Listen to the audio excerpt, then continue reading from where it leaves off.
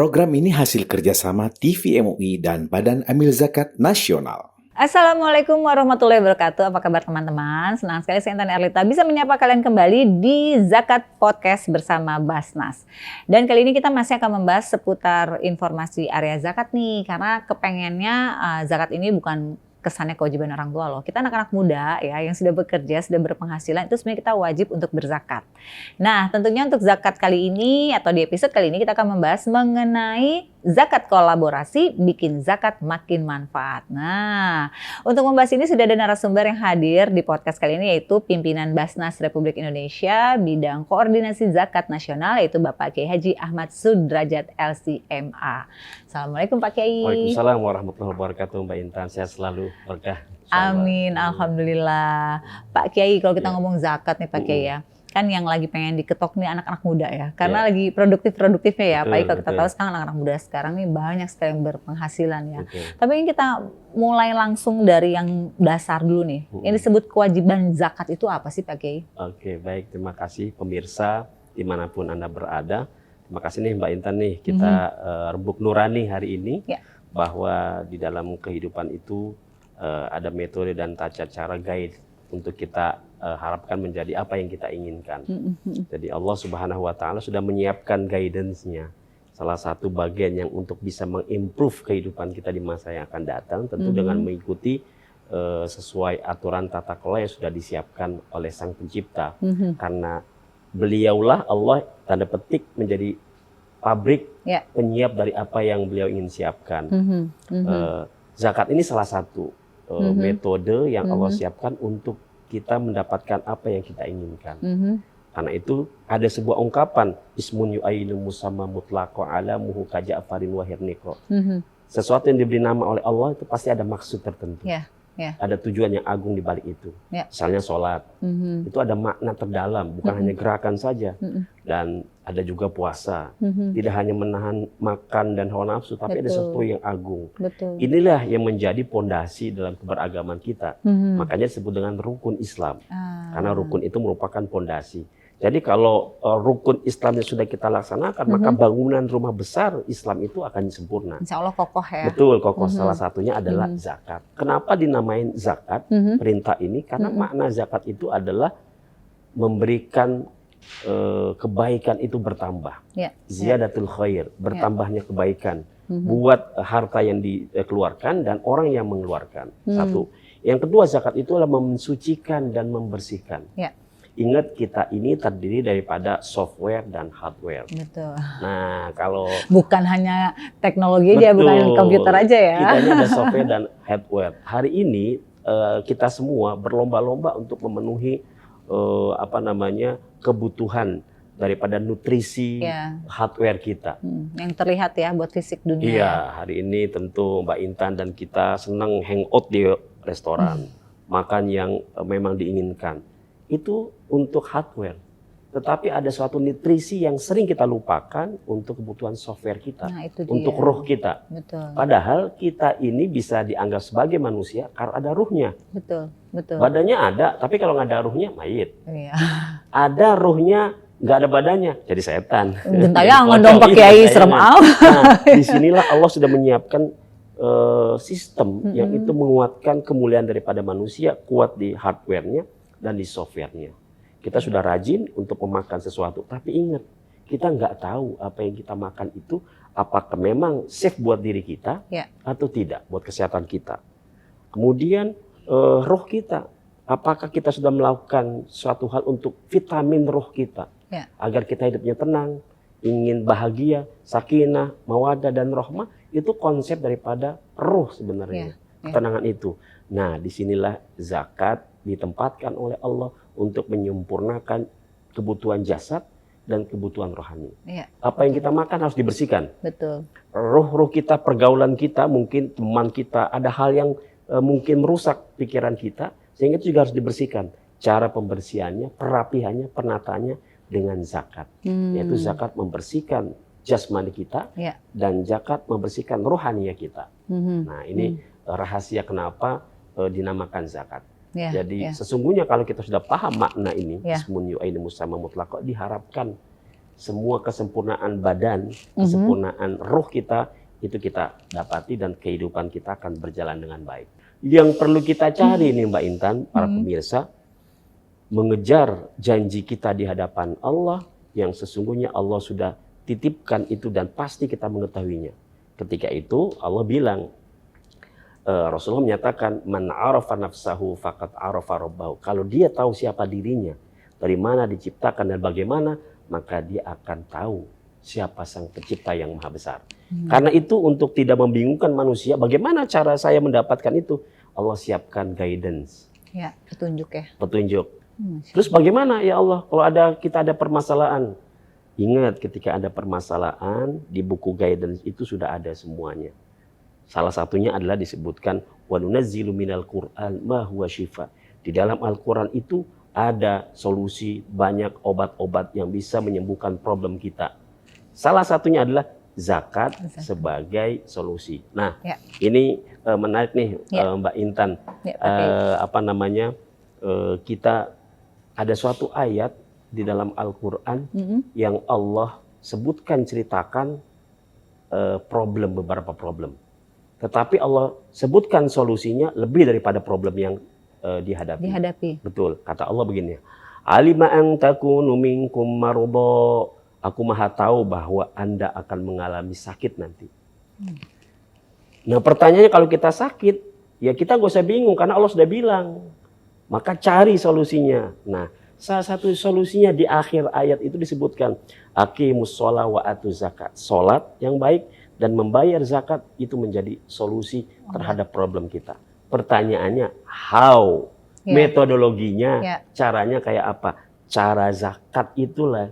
Kenapa 2,5%? Kenapa enggak 5%? Kenapa enggak 20%? Itu ada rahasia. Yang itu menjadi bagian daripada penyempurnaan ruh kita dan jasad kita.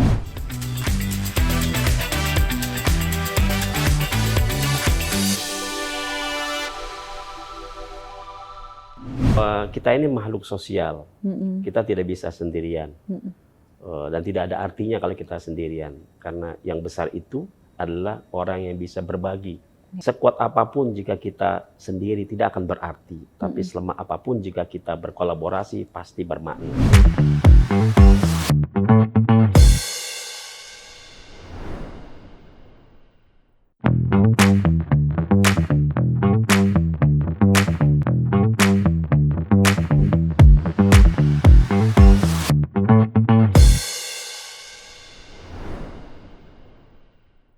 Pak Kiai, penjelasannya jelek langsung nih ya.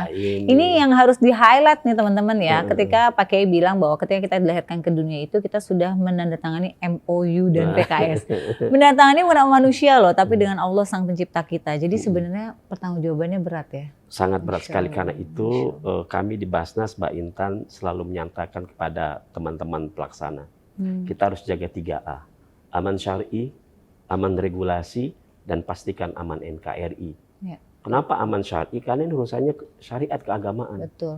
Jadi jangan sembarangan kita menarik zakat, kemudian di penyalurannya kita juga seenaknya saja. Karena tanggung jawabnya bukan di dunia tapi di akhirat. Itu. Betul. Makanya yang paling banyak doa kita di sini adalah apa? Istighfar. Betul Pak Kiai. Ini Pak Kiai ngomong kayak gini saya langsung wah benar ya, berarti zakat itu sebagai penyempurna tidak boleh kita abaikan. Betul. Ya Pak Kiai ya.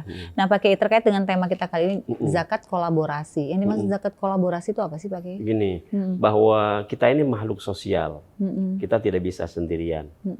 Dan tidak ada artinya kalau kita sendirian. Karena yang besar itu adalah orang yang bisa berbagi kesamaan. Sekuat apapun jika kita sendiri tidak akan berarti, tapi selemah apapun jika kita berkolaborasi pasti bermakna dan berarti. Nah, karena ini gerakan zakat ini tidak hanya satu komponen saja, ada muzaki, orang yang mengeluarkan zakat dan memberikan membersihkan hartanya, ada mustahik, orang yang berhak menerimanya, kemudian di tengah-tengah itu ada amil. Nah, kita Basnas ini adalah amil negara. Dan ketika amil negara ini, maka sahlah semua proses perzakatan itu jika dilakukan oleh 3 hal ini. Ada muzakinya, orang yang mengeluarkan zakat, ada mustahiknya, orang yang butuhkan, dan ada amilnya, pelaksana, tata kelola manajemennya. Di situ disyaratkan salah satunya adalah ketika kita menyalurkan kepada mustahik, itu kan orang ketiga. Iya. Dan banyak sekali, ada Betul. 8 asnaf. Iya. Maka itu tidak mungkin dilakukan oleh Basnas sendirian. Harus bermitra, harus melakukan kolaborasi dengan pihak-pihak yang tahu tentang kemiskinan, yang tahu tentang fisabilillah, yang tahu tentang Ibnu Sabil, tentang ghorim dan sebagainya. Supaya apa? Peran-peran zakat itu memang benar menjadi sebuah hal yang sangat substansi untuk mengajak manusia dari hal-hal yang tidak baik. Ingat Mbak Intan bahwa zakat itu adalah membantu manusia dan menyelamatkan kemanusiaan.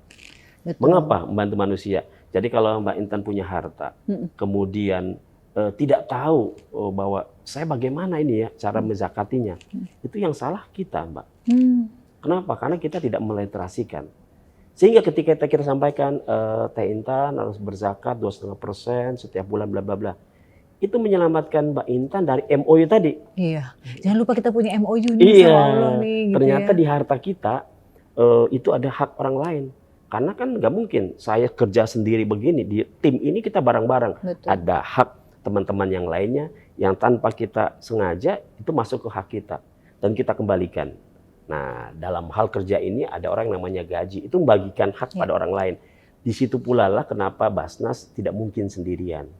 Karena perannya tadi tidak sendirian amil, tapi ada muzaki, amil, dan mustahik. Maka ini harus disampaikan kepada pihak lain agar pesan-pesan zakat itu mensejahterakan umat. Ini visi kita nih Mbak Intan. Menjadi lembaga utama untuk mensejahterakan umat itu benar-benar sampai kepada yang kita inginkan. Iya, betul. Kalau kita bicara zakat kolaborasi, tentu pengen tahu nih, Basnas sendiri kolaborasi dengan siapa saja nih Pak Kiai? Baik, hari ini kita berkolaborasi dengan siapa saja, baik di Indonesia ataupun di luar negeri. Saya cerita di Indonesia dulu, Indonesia ini 250 juta umatnya, dan muslimnya katakan 200 juta. Tidak mungkin teman-teman Basnas mampu melayani 200 juta itu. Meskipun kita punya perwakilan di 34 provinsi, 514 kabupaten kota. Tetapi di sini tetap juga tidak mampu karena masyarakat kita tersebar di berbagai kawasan. Dibutuhkanlah kolaborasi, sinergi dan kerjasama agar pesan-pesan kemuliaan zakat itu di dalam hal pengumpulannya ataupun penyalurannya itu sesuai dengan syariatnya. Disinilah kekuatan kebersamaan sebenarnya. Kalau kita mau bagi juga bisa, tapi kan terbatas. Tapi kalau kita semakin banyak yang kita ajak dalam penyaluran, berkolaborasi, itu akan lebih baik lagi. Semakin penyokong penyanggahnya menjadi kuat. Gitu. Seperti lidi, kalau kita bersama-sama akan cepat. Menyelesaikan apa? Pertama, PR kita kemiskinan ekstrim. Ada 5 juta orang yang dalam kondisi kemiskinan ekstrim. Meskipun kemiskinan yang ada itu 30 juta, tapi yang 5 juta ekstrim sekali. Kemudian stunting. Kemudian adalah ekonomi, sosial, budaya, banyak sekali. Karena semakin banyak yang harus kita bantu, maka kita pun perlu tim-tim untuk melakukan perbantuan agar pesannya cepat dan sampai. Nah, kita sudah bekerja sama dengan ormas-ormas yang ada di Indonesia. Memang ormas itu ada banyak, ada 200, tapi kan kita melihat secara kuantiti dan quality, mana dulu nih yang bisa. Ada Majelis Ulama Indonesia, rumah besar daripada organisasi kemasyarakatan yang ada di Indonesia. Ada Muhammadiyah, ada NU, ada Persis, ada Hidayatullah, ada yang lainnya, banyak sekali. Nah, di sini mereka kan punya komunitas. Nah, supaya komunitas ini terselesaikan dengan baik, tentunya kita bersama-sama dengan mereka karena mereka yang tahu kondisi terhadap masyarakatnya. Dan kita pun menjadi cepat di dalam pertanggungjawaban. Orang ngasih zakat ke kita, memberikan zakat ke kita, ini harus disampaikan. Dan sampai ini harus dipercepat untuk pembuktian bahwa zakat ini memang benar menyelamatkan manusia dan kemanusiaan. Manusia dan kemanusiaan. Manusianya orang yang berzakat, karena dia akan terbebaskan dari dosanya karena memberikan kewajibannya. Kemanusiaan, karena ini perintah Allah untuk menyelesaikan yang disebut dengan asnaf untuk membantu itu. Disinilah kita butuh dengan kerjasama dengan lembaga apapun, yayasan, ormas, sekolah, pesantren, dan tokoh-tokoh Mbak, pribadi-pribadi. Misalnya Mbak Intan punya tim, kami punya binaan masyarakat, Pak Ajat, bisa tidak bekerja sama? Sangat bisa sekali. Kenapa? Karena asesmen yang dilakukan oleh tim Mbak Intan itu lebih tepat sasaran. Ketimbang kita nebak-nebak nih, ini jangan-jangan berhak, padahal tidak. Tapi kalau misalnya Mbak Intan punya tetangga, butuh dibantu, itu menjadi cepat buat kita. Karena ada orang yang memberikan statement terhadap daripada asesmen tersebut. Oke. Alhamdulillah kita dengan MUI berjalan dengan baik dan tiap tahun kita kuatkan dalam program-program penguatan terhadap jaringan Majelis Ulama Indonesia. Baik. Jadi artinya Basnas juga terbuka gitu ya Pak Kiai untuk bekerjasama dengan lembaga-lembaga yang memang pada akhirnya bisa menyalurkan zakat kepada orang-orang yang tepat ya. Betul. Sehingga kemanusiaan tadi berjalan dan terasa manfaatnya gitu. Oh iya, saya lupa Mbak Intan menyampaikan buat teman-teman bahwa Basnas ini merupakan lembaga pemerintahan non-struktural yang dibentuk oleh Undang-Undang Zakat 23 tahun 2011. Undang-undang ini merupakan implementasi tafsiran teknis terhadap khud min amwalihim shadaqatan tutahhiruhum. Jadi zakat itu untuk tuzakki wa tutahhirum, membersihkan hardware dan software. Ya. Gitu. Dan tugas kita itu adalah mendoakan agar orang yang berzakat menjadi tenang. Washolli alaihim inna sholataka sakanul lahum. Doa orang-orang yang sudah berzakat kita doain supaya hartanya, keluarganya, masyarakatnya menjadi tenang. Itulah kenapa di Basnas setiap hari Jumat ada program namanya Tadarus dan Mujahadah. Mendoakan para orang-orang yang muzaki, kita kirimkan doa. Kemudian para mustahik kita doakan agar mereka menjadi berubah hidupnya menjadi lebih baik lagi. Ya.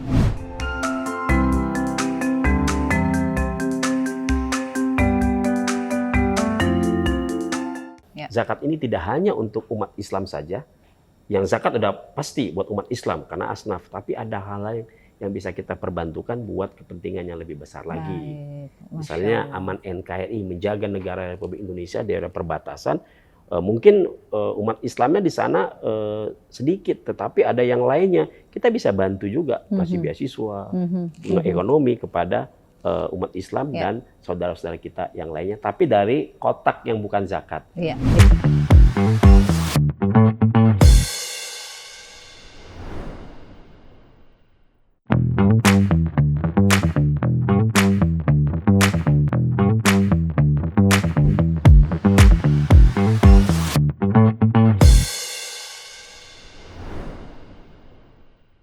Tapi Pak Kiai, ada nggak sih hambatan-hambatan yang mungkin terjadi di lapangan ketika melaksanakan zakat kolaborasi ini Pak Kiai? Pasti ada hambatan. Yang pertama, literasi tentang zakat itu masih sangat belum optimal. Ya. Karena potensi zakat di Indonesia itu 327 triliun. Itu 10% dari APBN-nya Kementerian Sosial. Tapi kita baru bisa garap secara data itu baru 22 triliun. Nah, kita punya target 33 triliun tahun ini. Nah, semakin banyak yang kita dapati, maka semakin banyak pula kita bisa membantu orang.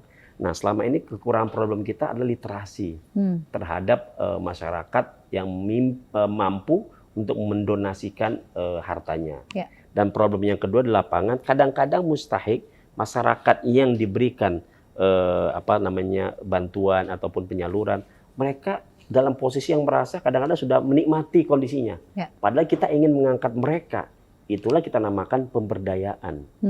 Supaya mereka jangan berada di titik itu stagnan, tapi harus berubah menjadi moving off mustahik. Dia keluar dari kata mustahiknya menjadi munfik, orang yang bersedekah, ataupun muzaki, orang yang berzakat nantinya. Nantinya insya Allah ya, nah, harapan ini ke depannya nih. Kesadaran ini juga kadang dialami. Yang ketiga adalah sekarang ini kita dalam era keterbukaan. Yeah. Di dalam program penyaluran dibutuhkan trust. Betul. Dan ini kadang-kadang ada yang ketika diberikan program mereka belum melaporkan apa yang sudah mereka lakukan. Kerjakan. Sehingga kita buat laporan kepada muzaki, orang yang berikan program kepada kita, itu juga harus kita kuatkan juga. Karena menjaga kepercayaan itu sangat penting. Betul. Ya Pak Kiai. Ya Pak, gini ada uang umat yang dikelola. Dan Basnas ini kan tidak hanya ngelola dana zakat aja. Betul. Mbak Intan. Banyak ya Pak Kiai. Sedekah, infak, CSR, DSKL, tanggung jawab sosial, dan hal-hal yang lainnya. Sehingga zakat ini tidak hanya untuk umat Islam saja. Yang zakat udah pasti buat umat Islam karena asnaf. Tapi ada hal lain yang bisa kita perbantukan buat kepentingan yang lebih besar lagi. Misalnya aman NKRI, menjaga negara Republik Indonesia daerah perbatasan. Mungkin umat Islamnya di sana sedikit, tetapi ada yang lainnya. Kita bisa bantu juga, kasih beasiswa, ekonomi kepada umat Islam dan saudara-saudara kita yang lainnya, tapi dari kotak yang bukan zakat. Iya, jadi dari banyak kotak-kotaknya ya. Dari infak ataupun dari infak yang muqayyad. Infak yang muqayyad atau zakat muqayyad ini, Teh Intan bilang, Pak Ajat, kami ingin berzakat ke Basnas, tapi bisa nggak penyalurannya ke si A, B tetangga saya. Nah ini muqayyad nih. Jadi kita meminta bantuannya. Betul. Oke, baik. Mbak Intan hanya mampu beli 10. Kalau zakat sendiri nih, teman-teman anak muda hanya bisa 10 orang. Tapi kalau bekerja sama dengan Basnas, dengan LAS, maka Basnas bisa tambahin 20 lagi menjadi 40. Sehingga lebih banyak lagi lebih yang banyak dapatkan lagi. manfaatnya. Itulah kenapa kita mengajak mari berzakat, berinfak sedekah melalui lembaga yang dimiliki oleh pemerintah dan juga LAS-LAS yang berbasis ormas dan tentunya dengan majelis ulama dalam pengawasan pembinaan kepada hal penyaluran itu. Baik, Pak Kiai, satu pertanyaan terakhir Pak Kiai, apa sih harapannya dengan adanya zakat kolaborasi ini agar bisa bermanfaat bagi umat, terutama dikaitkan ke anak muda sekarang? Betul. Pertama, kita akan bisa memberikan yang terbaik dan bisa menyelamatkan ke manusia lebih banyak lagi, khususnya anak-anak muda. Contohnya, anak-anak muda yang punya potensi untuk menjadi entrepreneur, tetapi dia kesulitan modal, maka ini bisa mengajukan ke Basnas dengan program Santripreneur atau microfinance. Anak-anak muda yang punya mimpi besar untuk dia menjadi doktor, menjadi apa saja di kemudian hari, tapi termentok dengan biaya pendidikan, maka di Basnas ada program beasiswa. Bisa tuh ya Pak Kiai ya? Bisa, mulai SD, SMP, SMA, S1, S2, S3, dan S dongdong, juga S yang lainnya, itu bisa kita fasilitasi. Tidak hanya bicara tentang zakat, tapi tentang apa saja. Hari ini kita sudah memberikan program launching 5.000 beasiswa sebar seluruh Indonesia. Dan Basnas kita ini tersebar di seluruh Indonesia. Dan, jadi bisa mencapai banyak wilayah ya? Betul. Kita sedang mendesain program 35.000 anak yatim pasca COVID, banyak yang meninggal orang tuanya, mereka terlantar, dan kita sedang mendesain 35.000 orang tua asuh untuk memberikan beasiswa kepada mereka. Nah, anak-anak muda ini kan progresif nih, terus mereka kadang-kadang bingung mau minjem ke bank, nggak ketemu hitung-hitungannya, kemudian mau ke yang lainnya mungkin juga tidak punya jaringan, tapi dengan Basnas menjadi relawan Basnas, kemudian menjadi ikut serta dalam program Basnas, insya Allah akan bersama-sama kita menyelesaikan program-program umat, Pak. Baik, Pak Kiai, terima kasih banyak nih informasinya nih. Sama-sama, sebentar tapi daging semua isinya. Wah, jadi sop dong nih ya. Jadi sop daging bukan sop tulang ini. Baik, dan tentunya saja mudah-mudahan tadi apa yang sudah disampaikan oleh Pak Kiai itu bermanfaat bagi kita semua. Satu hal yang dipastikan bahwa zakat itu mensucikan diri kita, dan ingat ini tadi Pak Kiai udah mengingatkan kepada kita semuanya bahwa sebelum kita dilahirkan ke dunia kita tuh tanda tangan MOU loh dengan Allah, dan itu yang nanti menjadi pertanggungjawaban kita. Dan salah satu penyempurnanya adalah dengan kita melakukan zakat dari apa yang kita sudah peroleh. Jangan pelit-pelit karena insya Allah nanti kebaikannya kembali kepada kita ya. Baik. Sekali lagi terima kasih Pak Kiai, terima kasih banyak. Dan pemirsa semuanya, insya Allah kita ketemu lagi di lain kesempatan. Assalamualaikum warahmatullahi wabarakatuh.